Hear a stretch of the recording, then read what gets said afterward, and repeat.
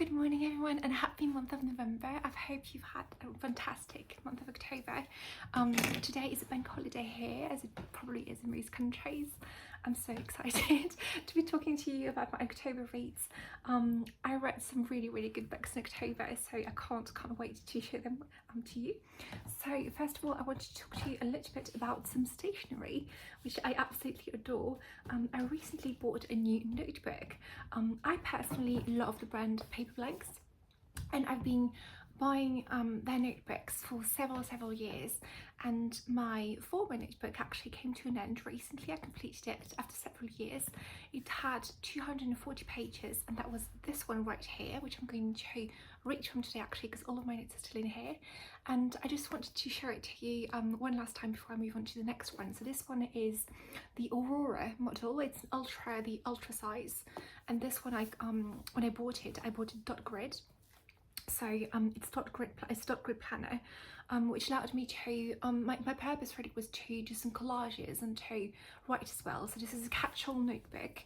I know a lot of people use their notebooks for journaling or for commonplacing or for as junk journals or all kinds of things. I personally use it for everything. Anything I want to write, anything I need to write, I just grab my notebook and write it in here. I'm not going to show you the inside though, because it's quite private. I've written everything I've ever thought of really for the past several years, but I've just completed it. It's 240 pages. I've just completed it, and I took notes from books. Just to give you an idea of what just to give you inspiration, I suppose, for your own notebook if you don't know what to write about. I journaled a lot, so several entries which are dated, which just journal my private thoughts, trip reports, endless lists. I love making lists. Reading notes, so whenever I read a book, I would jot down some notes which I actually just kept for myself. Sometimes I didn't even make it onto Goodreads. So reading notes, I can see lists here as well, budgeting, all kinds of addresses and phone numbers, and even fan fiction which I wrote, even sequels to books or ideas for YouTube videos, ideas for books to read, ideas for all kinds of things really. I made even a list of lists. I mean, all kinds of things, honestly. So right now I'm going to reach for it because I actually wrote down the entire list of the books I wrote in October in this notebook. So this is my former notebook, and yeah, as you can see, it's just absolutely gorgeous. So it's Paper Blanks. It's got three bookmarks, which I find so useful actually when I used it. And here is a description from it. Aurelia. Our Aurelia design is fit, not Aurora actually, Aurelia. Our Aurelia design is fit for a king. Its inspiration dates back to Paris in the mid-18th century. In the original writing housed copies of King Louis XV's procedures for Holy Week. French nobility were not noted for their restraint in the use of gold embellishment, and Aurelia is no exception. Originally crafted by Pierre-Paul Dubuisson, this design is a marvellous riot of gold-tooled rococo elements featuring birds, flowers and leaves. Dubuisson was himself bookbinding royalty of a sort. He and his father specialised in almanacs decorated with gold plates, and Dubuisson became the king's official bookbinder in 1758. This cover is an ode to the glory of gold, the colour of the sun, and the precious metal against which all others are measured. This is a beautiful design, honestly, and I absolutely love it. I keep all of my notebooks, so this one I'm going to keep on my bookshelves, because I've got information in there actually which I can't part from. And yeah, and this is me moving on to my new notebook. I just wanted to introduce her to you. She's called the Bennett. Here it is, the Bennett. This is actually, Paper Blanks is famously known for producing manuscripts which are inspired by different writers. I used to own, I think, a Charlotte Bronte one. I don't have any particular attachment to the Brontes, but I do have a strong attachment to Jane Austen, and this is their Jane Austen Persuasion manuscript. I love it. So it's got gold foil. This is a page from Persuasion, chapter 11. It's got her signature right here. I don't know if you can see, but Jane Austen. And the back where it says right here, Jane Austen, 1775, 1817, Persuasion. And this one has got, I think, 140 pages, so just about half of the 44 pages actually. And this one I bought lined. So it says at the back right here, paper blanks, embellished manuscripts. Jane Austen's last completed work, Persuasion, is her only novel to feature a heroine past her first youth, and it is certainly the author's most biting and ironic work. Our cover is a reproduction of one of the rare surviving handwritten manuscript pages from the story's 11th chapter. And then it's got a biography, a small biography of Jane Austen as well. I am so proud. I am so proud and so grateful actually for owning it. It's completely blank. There's nothing inside. It doesn't smell of anything, unfortunately, but there's nothing inside whatsoever. It's completely blank, and I wanted to show it to you before actually starting using it. So here it is, the Bennett. I should call it something else actually. The Eliot? No. The Wentworth. Oh. Here it is. So happy. And I usually write in there with my Uniball pens. I wish I had a fountain pen, but right now I've got my Uniball pens. So I've got several colours actually. My favourite is this one. It's the violet, and these are the Mitsubishi pencils, UB 158 in violet, made in Japan. I love them so much. And I've got several colours. I usually write with my purple ones, the violet one. I've also got the wine red and the black. I've got several other colours as well actually, but those are my three favourites, and I use the violet one a lot. So I've got this pouch right here, and I just put them in here, and that's my little kit really. So at the moment, this is what I write with. Okay, so here it is. Moving on to my reads for the month of October. So I've read, oh, actually I didn't count. I think I've read about 20 books or so in October, something like that. I didn't really count anything. So first off, I finished the Travelling Matchmaker series by MC Beaton / Marion Chesney. MC Beaton is the pen name of Marion Chesney. She passed away a few years ago, but she completed a lot of stories before then, and she completed a lot of series actually before passing away. So I'm so happy that she had such a huge backlist to pick from, because I absolutely adore the Travelling Matchmaker. And I read the last 2 books this month actually, just completing the series. She's got 6 books in the series. And I read Deborah Goes to Dover, which features Deborah, who's a tomboy. She loves hunting, she loves shooting, she loves cross-dressing, and she's actually quite young, and her brother are placed by her father under the care of their neighbour, who is an earl, and the earl just finds her she annoys him at first, and then he obviously falls in love with her. So there's lots of things happening in this book. It's so hilarious. I love it so much. It's set at the height of the gambling craze in London as well. It's got boxing, it's got again cross-dressing, a lot of shenanigans, and I really loved Deborah in here, and I loved Hannah as well, who is our main heroine, who's actually the matchmaker of this series, the travelling matchmaker of the series. I also read the last book, the 6th book, which is called Yvonne. Well, it's French name. So Yvonne Goes to York. And this is the last book in a series actually, in which Yvonne, who's a French woman escaping the horrors of the revolution, is actually rescued kind of by Hannah, and she finds love as well. And there are lots of shenanigans involving Benjamin, who is Hannah's member of staff, and it's a really good series actually. It's a really good series, it's a really good ending, and this one also has a love interest for Hannah as well, which has developed through the course of the series, and actually finds a really satisfying conclusion in this as well. So I thought the ending was exceptionally sweet. I love this series so much, and I've already started actually another series by MC Beaton / Marion Chesney. After finishing the Travelling Matchmaker, I started the Poor Relation, starting with Lady Fortescue Steps Out, in which several poor relations, so people who are members of the gentility, who are actually just poor, haven't got any means, and they band together and start running a hotel for the nobility who used to mock them. So they run a hotel actually, and this reminded me so much of a TV show which I actually completed this year, which I watched entirely this year, called The Duchess of Duke Street, based on a true story actually of Rose Lewis, who started a hotel in London and became very, very popular with the nobility, the aristocracy, and even royalty. And this one has got just a bunch, you know, a group of poor relations, but this is just reminding me of that. And I thought it's so fitting actually that I should read that and watch the TV show in the same year, because I've got several parallels which I find very interesting actually.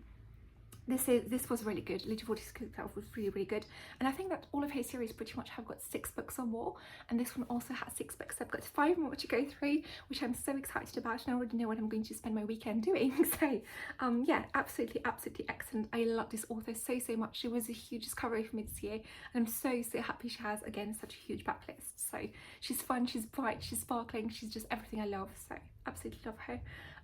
I love Regency romance which is really light, and I absolutely adore her. Honestly, she's really my brand of Regency.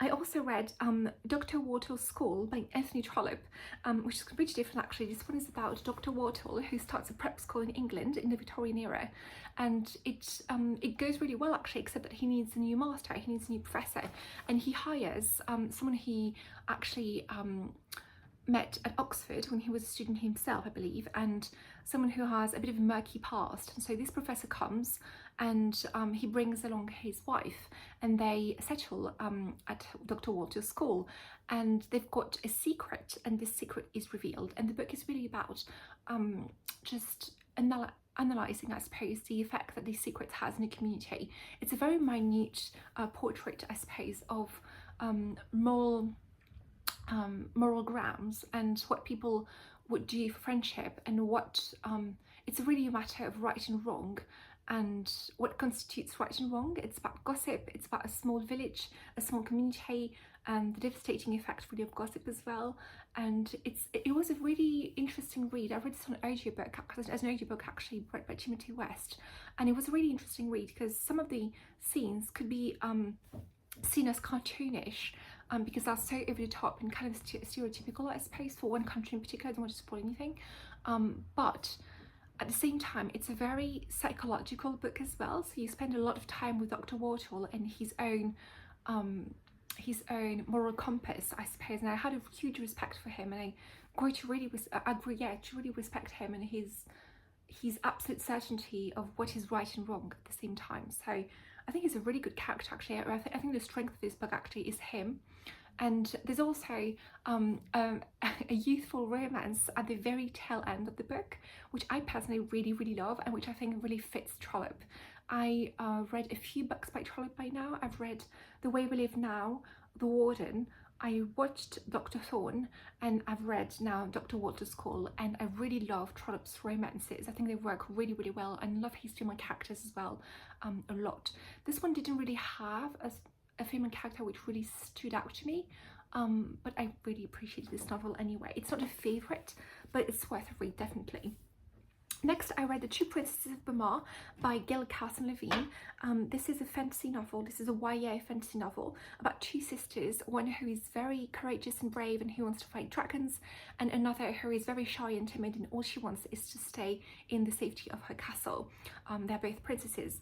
One day, one of the princesses, the courageous one, falls ill, so it's up to the shy one to actually rescue her and go outside for, she hasn't been outside very much, so she goes outside, and her bravery will take her to find, to hopefully find a cure for her sister, and find also love in the process. There is a very sweet romance in this. I loved it so much, with a magician, and it's a YA novel, so it's very sweet, but it's also about a sibling relationship, which I absolutely love. I love female friendship, and those definitely best friends, and I love the romance, I love the female friendship and the sibling bond they have, and I absolutely love the heroines as well. I think they're both really strong heroines and so well depicted, and I love Gail Carson Levine. Really, I've read several books by her by now. Fairest, which was a bit darker, and Ella Enchanted, which is actually my favorite one of my favorite movies as well, the adaptation of Ella Enchanted, which is nothing like the book, but actually I absolutely love this movie.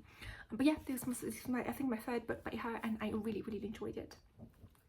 Next, The Antiquarian's Object of Desire by India Holton. This was actually an advanced reader copy from NetGalley. Thank you, NetGalley. And I read all of her other books really. She's got 2 series. So she's got the Mysterious Society of Lady Scoundrels series, which I think is just called the Lady Scoundrels series, I don't know. And the Love's Academic series. And both have got 3 books in them. And the Love's Academic series has got the 3rd book coming out next year, and I've got an advanced reader copy for it. So The Antiquarian's Object of Desire is a historical romance with a magic twist. So it's fantasy of madness to me. And this is about Amelia and Caleb, and they are both antiquarian scholars, and they are both best friends. Actually, they have been best friends since childhood, and they have to, unfortunately, to preserve their job security and to preserve their image, they need to fake hate each other, and at Oxford and things ensues. So they've got to fake hate each other, even though Caleb's actually very attracted to her and she's very attracted to him. So there's this whole layer of fake hating, so sort of enemies to lovers, but also they're really best friends at the same time on the inside for real. So it's very sweet. It's also very, very academic, I suppose, and very, very fun and lovely. And I absolutely adore India Holton's writing. I think it's just so whimsical and so full of magic, but in the best way. It really surprises you, and she's got explosions, I think, in every single one of her books, and it's just lovely, honestly. And the love for books and the love for academia in her series, and the love of the academic series in particular, is absolutely gorgeous. I just wanted to read to you two quotes which I found were really exceptional.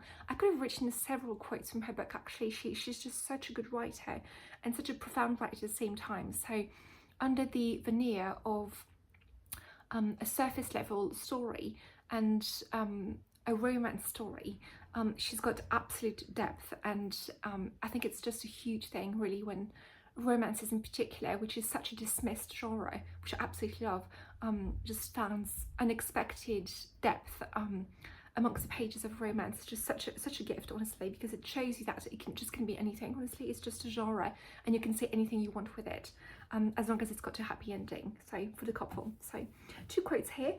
One about a bit revolutionary, I suppose, an interesting social quote, and one about her love of literature, actually, the heroine's love of literature. So one, university academics were about as trustworthy as snake oil salesmen. The way they went on about the value of getting an education. What would the world come to if everyone listened to them? Well-informed lower classes, but then nobody would want to clean her chamber pot. So this is not, not a very loved character, as you can probably imagine who is saying that in the book. I thought it was very, very clever. And the second quote about love of literature is the heroine actually entering a room, and that's how she describes it. It was as if she had stepped into a dream, a sensible, sober dream of dark oak panelling, a dark oak floor, and books lining every wall. By the light of numerous candles, the gilt-worked spines glinted. The smell of their old pages filled the air with an intoxicating mustiness. She swayed a little with dizziness, for her mouth remained ajar, having abandoned any interest in breathing. After all, what was oxygen compared to a really good private library? This is lovely.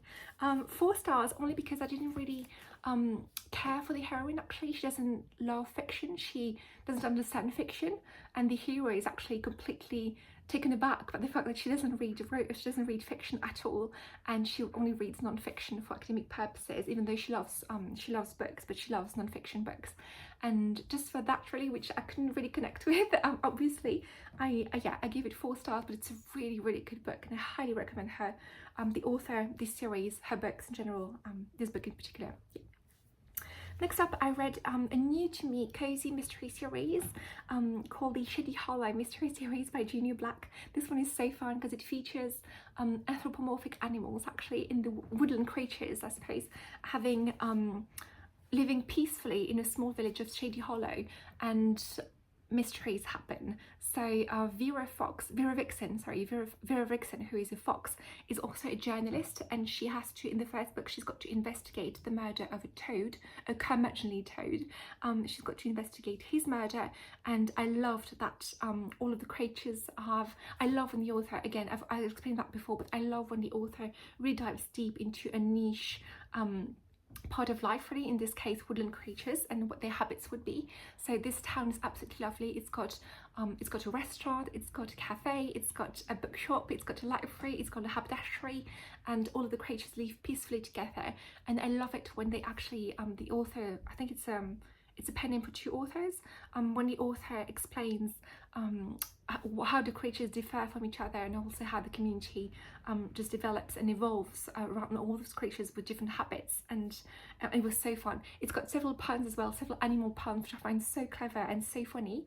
Yeah, so that was the first book. And the second book, called Clay, is about a cold case, really. So Sarah Vixen investigates a cold case having to do with the proprietor of one of the most beloved shops in the village, and his wife has actually disappeared one day, and they think that they found her body at the beginning of the book. So it's a really good book as well, and I think it's got several books by now, so I've got the first two. I can't wait to read the rest, really. I also re-listened to The Goblet of Fire, read by Stephen Fry this month. I listened to pretty much Harry Potter on a loop, so it's no news to anybody, I suppose, watching this channel, really, but this was excellent as usual, and I absolutely love Goblet of Fire, really. My favourite books really are Philosopher's Stone and Chamber of Secrets, and Prison of Azkaban is a close second, I suppose. But yeah, I just absolutely love Goblet of Fire, definitely. And I do have to skip some of the chapters at the end, really, having to do with the cemetery. I don't want to spoil anybody, I suppose, if you don't know what Harry Potter and Goblet of Fire is about. But yeah, I had to just skip a few scenes, a few chapters at the end. I always skip the same chapters at the end, really. But yeah, apart from that, really, absolutely, I mean, it's my favourite series. So.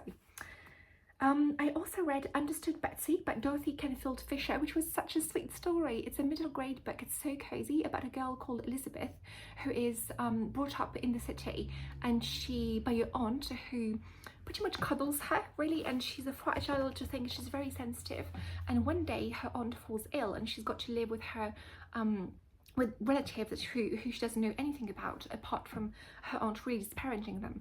So she goes to the country, and there they have very different habits. Animals are all around her, and she's got to do chores, and life is completely different, but she makes friends, and she transforms into this beautiful, capable girl, and I absolutely love the story. Honestly, this was so sweet.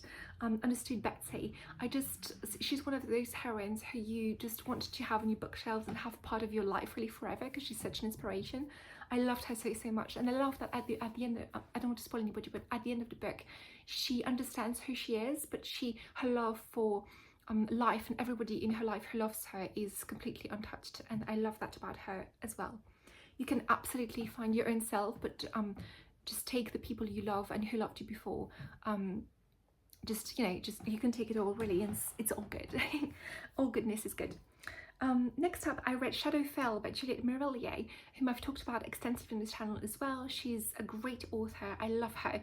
But I also talked about the fact that she's a very intense historical fantasy author, and I can't really read her books back to back. Shadowfell is the first book in a YA series. Actually, Naren is 16 at the beginning of the novel, and she has an unusual gift, and in a world where the king actually has completely is at war, really, with all people with magical abilities. So he's tracking everybody with magical abilities, including her, and she has got an unusual ability. Actually, she's even more magic than magical people around her, because she's got the gift of speaking to the good folk who are pretty much fairy creatures, and she can call them to revolution. She can call them to help and to start a revolution against the king, and that's what the book is about. That's what the series is about. And Shadowfell also features Flint and Naren having a romance. Flint is a very he's trapped in mystery. We don't really know what his motives are throughout the book, but they become clear at some point during the book, and their romance was there as well. I understood their romance. I thought it was a little bit insta-lovey for me, and Naren is definitely more of a blank page than Juliet Marillier's usual heroines, which is why I give it 4 stars, which is so funny, because actually 10 years ago, when I read this series for the first time, the Shadowfell series, I gave it 5 stars, and I couldn't even actually write a review on Goodreads. I think I read them back to back, the 3 books back to back, and all I said was, this is my favourite series ever, nothing can top this. And I have quite a different opinion now. This is enjoyable and this is readable, definitely, but I started, for example, I read about 70% of the second book and I couldn't go on. Actually, I had to take a break, and perhaps I just pick it up back again at some point, but it was just too intense for me, and the violence is really high up there. It's a very, I think Juliet Marillier is a very intense writer. Don't go into this thinking it's a cozy book at all.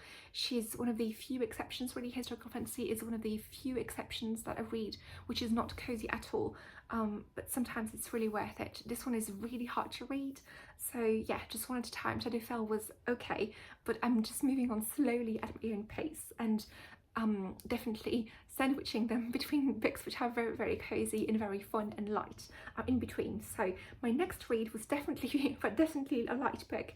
This is historical mystery, A Slightly Courageous Adventure by Lynn Messina, another advanced copy from NetGalley. Thank you, NetGalley. And this one is part of a series. Actually, it's part of the Beatrice Highclere mystery series.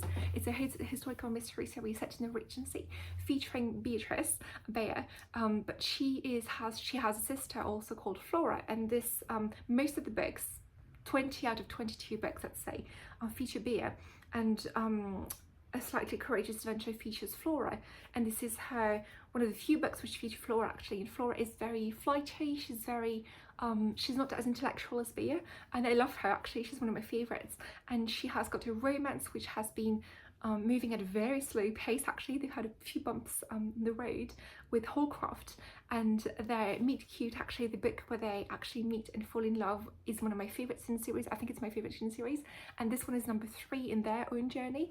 And in this one, actually, she's invited by his family to spend time at their country estate. So she goes there only to find a member of staff murdered, and she's got to go through her own investigation at the risk of offending her in-laws. And even though she's read so much about her father-in-law's favourite topic on earth, cabbages, so it gives you an idea of how fun the series is. Really, it's really fun. It's really light. It's light in historical details as well, which is why it's a very enjoyable series, but it's not a favourite for me, because I love reading about things which I don't really know about, eras which I'm very familiar with.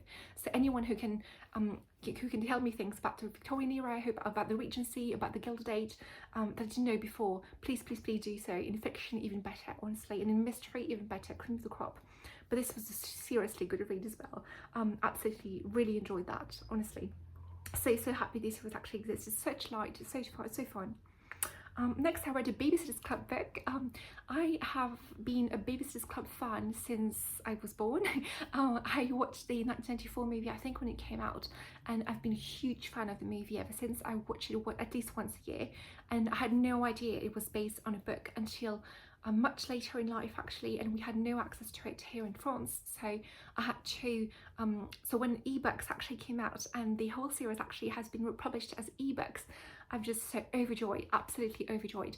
And I have been really just savouring them and reading them once in a while, just to be back in that world. Stony Brook is just such a cozy town. Honestly, it's such a town of the 90s as well, and I love all of these girls so much. They feature a group of girls who start a babysitter's club actually after school, and all of them are very different, and each book focuses on one babysitter in particular. They're all teens or preteens, and yeah, this one is about was called Claudia and a Sad Goodbye, by Anne and Martin.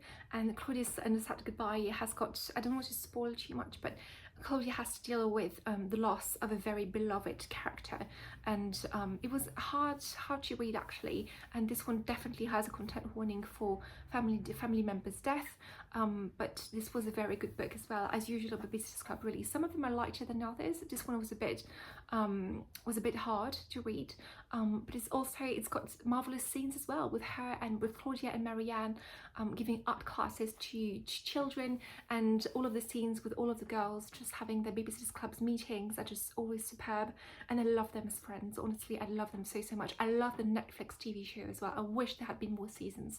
I thought it was absolutely spectacular.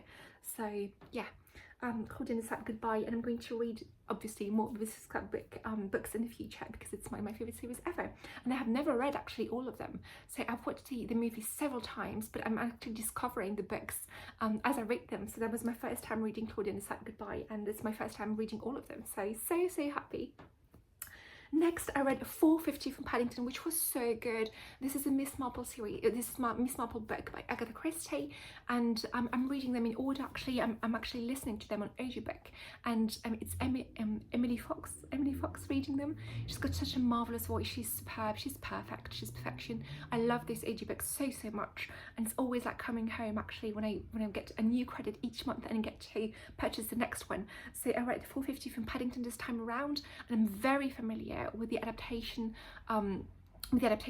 starring Deborah McCowan, but I hadn't read the book in a long time, so I was so happy actually to read the book this time around. This one is about a murder happening on a train. So Elspeth, who is one of Miss Marple's best friends, who is about her age or is slightly younger, she witnesses a murder on the train. So two trains actually cross each other, and at some point through her window she sees on the other train a murder happening, and when she actually notices the authorities, they can't find a body anywhere. So Miss Marple decides to investigate, and she decides to send one of the women that she knows, a younger woman that she knows who's very capable, Lucy, to investigate in a mansion where she thinks that the murder is connected to. So she sends Lucy there, and then she investigates on her own. So Lucy investigates actually it's kind of not really a Miss Marple book, it's more of a Lucy book, because Lucy is really the investigator of the story. She's right there at the mansion, she's right there investigating and asking questions,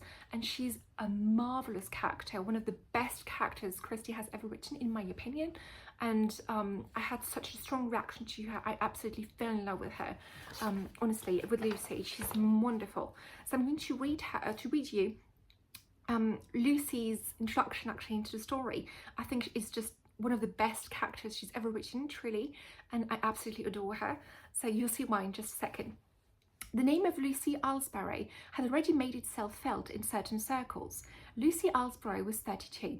She had taken a first in mathematics at Oxford, was acknowledged to have a brilliant mind, and was confidently expected to take up a distinguished academic career. But Lucy Aylesbury, in addition to scholarly brilliance, had a core of good, sound common sense. She could not fail to observe that a life of academic distinction was singularly ill-rewarded. She had no desire whatever to teach, and she took pleasure in contacts with minds much less brilliant than her own. In short, she had a taste for people, all sorts of people, and not the same people the whole time. She also, quite frankly, liked money. To gain money, one must exploit a shortage. Lucy Aylesbury hit at once upon a very serious shortage, the shortage of any kind of skilled domestic labour. To the amazement of her friends and fellow scholars, Lucy Aylesbury entered the field of domestic labour. Her success was immediate and assured. By now, after a lapse of some years, she was known all over the British Isles.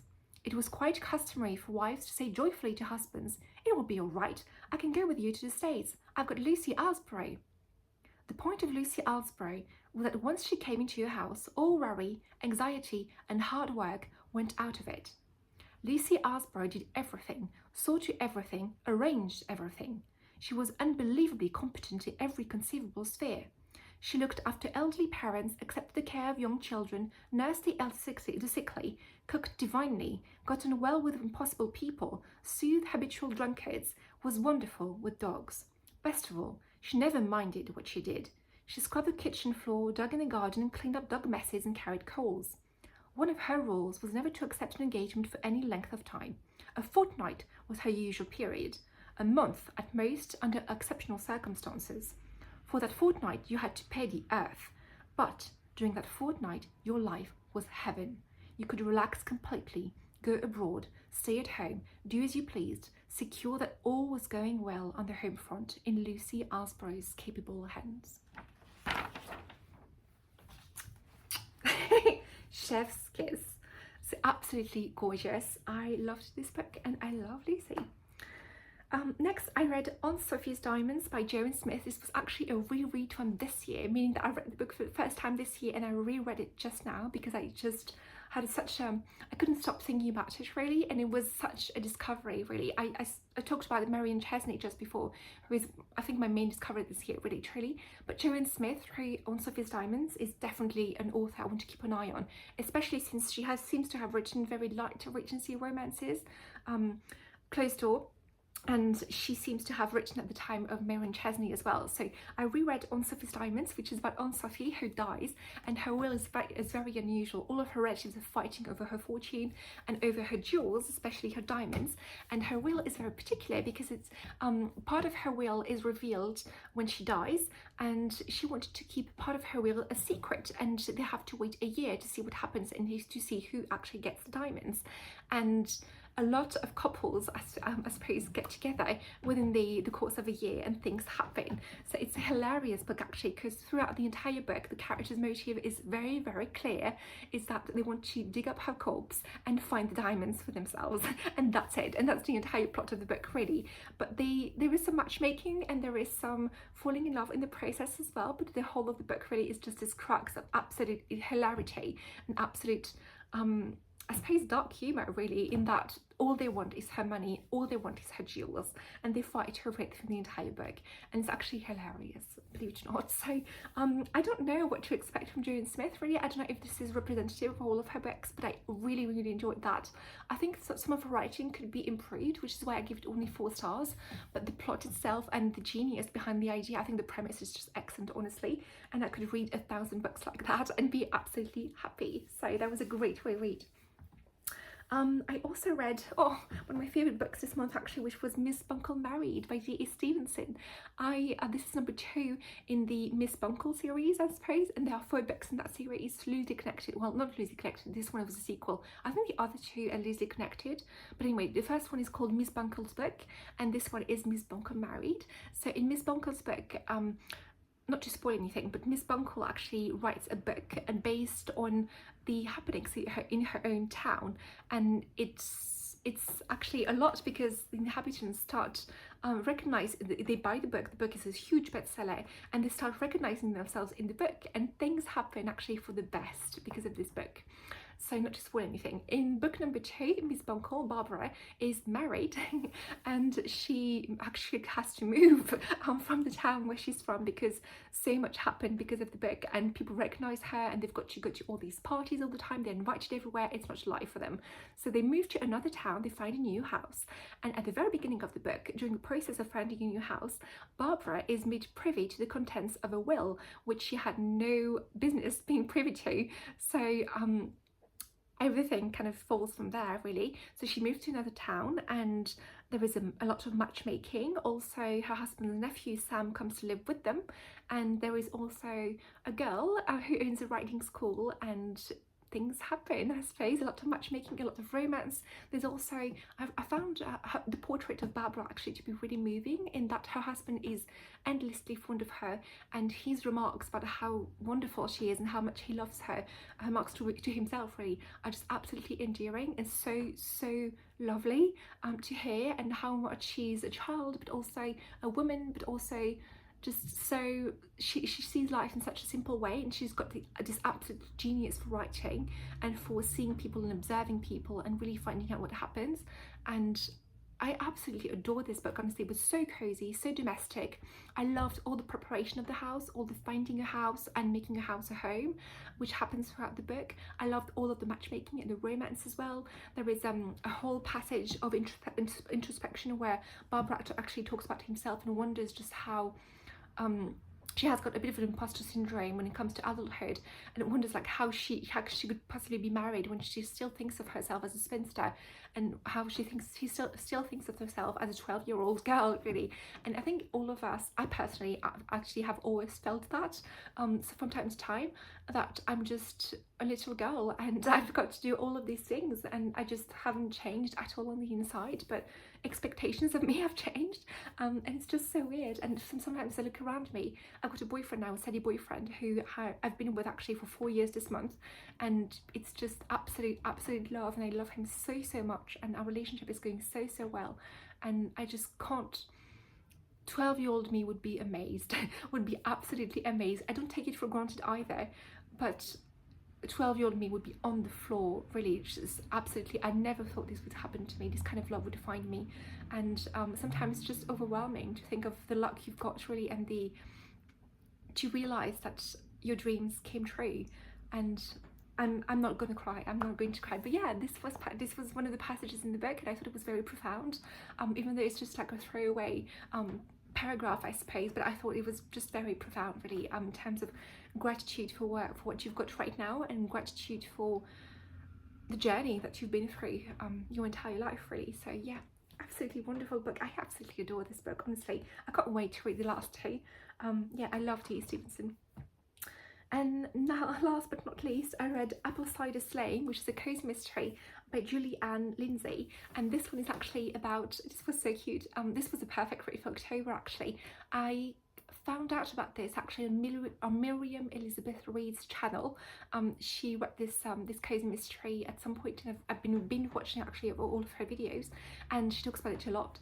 And Apple Cider Slaying was the first book in the series, and it's got to do with an apple orchard setting, and Winnie, who is actually running this apple orchard with her grandmother Granny Smith in this town, and she's got projects for it. She's got expansion projects for it, and they sell cider, but also they're trying to capitalize on all the other seasons as well besides autumn. So cider is very seasonal, kind of a beverage, I suppose, and kind of a food, and what you can do with it, the food that you can make with it, but they're trying to find ways to expand, find ways to find revenue. And one day when she's actually touring and pitching really her new ideas to her banker to get a loan, they find a body in the barn, and so the body is her granny's enemy, sworn enemy, and so things unfold from there. She has to investigate. In the process, there is a budding romance with the sheriff called Holton. And it's a very sweet, honestly, it's a very sweet cozy mystery. I really enjoyed it, and I wish there had been more descriptions of cider, because the descriptions we have are absolutely gorgeous, and she makes all sorts of recipes, and she really is inventive actually about the cider and about different flavours that you can make in different beverages and different concoctions. And I hope that the next books, actually there are 2 more, just to I think the series ended after 3 books. But I hope that the other books actually have more descriptions of cider, the cider making process, and all of the world around cider. Again, one of my absolute favourite things in cozy mysteries, that you can absolutely just investigate any niche area, any niche setting, any niche hobby, any niche job. So the more details I get about the things that I know absolutely nothing about, I know nothing about the process of making cider, the happier I am. So yeah, hopefully. And yeah, that's it really for this month. I'm so happy I got to make this video so soon after the end of October, because the weekend is right here.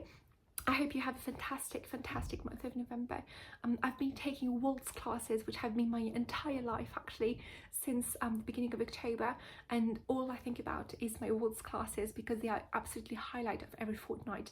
They happen once every fortnight on Tuesdays, and I'm just absolutely in heaven, honestly. And it's been what's been missing from my life all this time, really. So I just can't wait to be in my next waltz class, and it's been an absolute joy, and I can't wait to participate in balls as well. And yeah, once I have more skills actually in waltzing, but we are just so happy all together, and it's just been a highlight for me, and I'm just so happy. So yeah, hopefully the rest of the year will go just as well. Yeah, that's it for me. I hope you have a fantastic weekend and a fantastic month of November, and I will see you very soon. Take care. Bye.